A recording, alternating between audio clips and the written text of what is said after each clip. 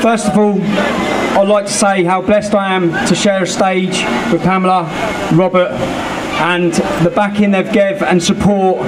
There's been a media campaign against us. We're slandered, we're smeared, and they've seen through it and supported us from day one. So I'd just like to say a big thank you to start off.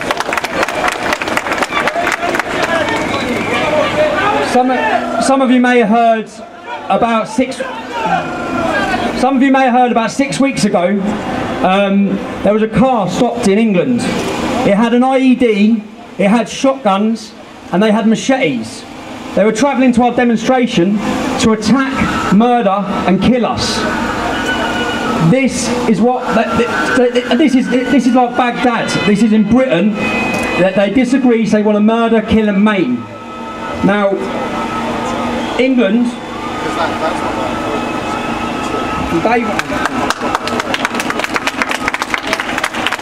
I've had 3 official Osman warnings, okay? They want to murder me, they want to kill me. I want to take this platform and this moment to send a message to every Islamist that watches this video. These colours don't run, they don't hide. They never have, they never will. We will not submit, we will not be silenced. And the difference between... I don't want to big the English up too much, but the difference between the English race and any other race is we are second to none. When you killed Pim Fortuyn, all these people, I actually personally believe that if you do a terrorist attack on our organisation, or you kill me, 1,000 Tommy Robinsons will be born in my country tomorrow. And it will be a single moment like this that will change the direction of our nation. Defining moments in history change the direction of a country, as we saw with Bloody Sunday in Northern Ireland. It will be a moment like this. So any Islamists planning it or thinking about it, you will personally be responsible for the end of your backward cult in our homeland.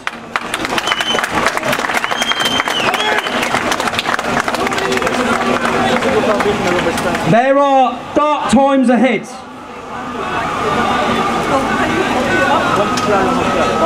At a moment like this, we don't need Neville Chamberlain, we need Winston Churchill.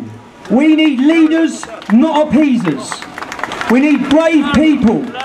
Fear is paralysing, and fear has paralysed our political elite, our leaders. They are petrified of the so-called religion of peace. Winston Churchill on Islam in 1899. I will quote, if we had Winston Churchill leading our country now, he will lead us out of the dark times. How dreadful are the curses which Mohammedanism lays besides the fanatical frenzy which is as dangerous in a man as rabies in a dog. There is this fearful fatalistic apathy. The effects are apparent in many countries. Improvident habits, slovenly systems of agriculture, sluggish methods, insecurity of property exists wherever the followers of the Prophet rule or live. The fact that Mohammedan law, every woman must belong to some man as his absolute property, either as a child, a wife, and must be a great power among men. Individual Muslims may show splendid qualities, but the influence of their religion paralyses the social development of those who follow it. Now, he established this 100 years ago. Islam has not changed, it has not evolved. It has been going on for 1400 years. Now, everyone, and even in our organisation, people seem to get discouraged because this is a lifelong battle. You're not going to defeat militant Islam in 3 years, in 4 years, in 5 years. They're here. There is the enemy within, and every one of us, when we're standing up to this plate, we need to realise that this is going to be a lifelong struggle. It's not going to go away.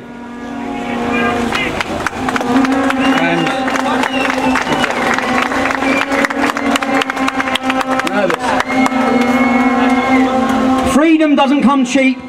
It never has, it never will. Millions have died for freedom. Every one of our country's soldiers are fighting, they're suffering, they're dying in faraway fields against the forces of sharia for our freedom. our freedom to stand here today. Somehow, all it takes for evil to succeed is for good men to do nothing. Now, for somehow, after today's demonstration, guaranteed, all the media reports will say, trouble flares at English Defence League rally. Trouble flares. It will not state that it was the Islamists, it was the far left attacking police officers. It will be pushed and the blame will be put upon us.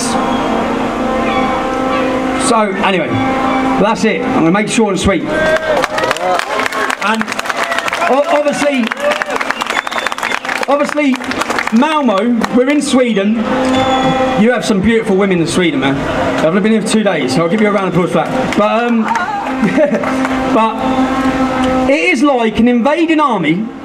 When you look at the rape rate in Malmo, it is like an invading ideology has come into this beautiful country and started raping the women. And I'm sorry, but the men have not been doing anything about it. So we want to stand here to try and let people hear our voices, understand people are standing up, they're stepping up to the plate. There are organisations in every single country now that you can join to combat this Islamo-fascism.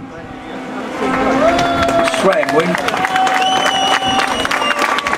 And obviously, I'd like to thank everyone that's travelled, and God bless you all, yeah?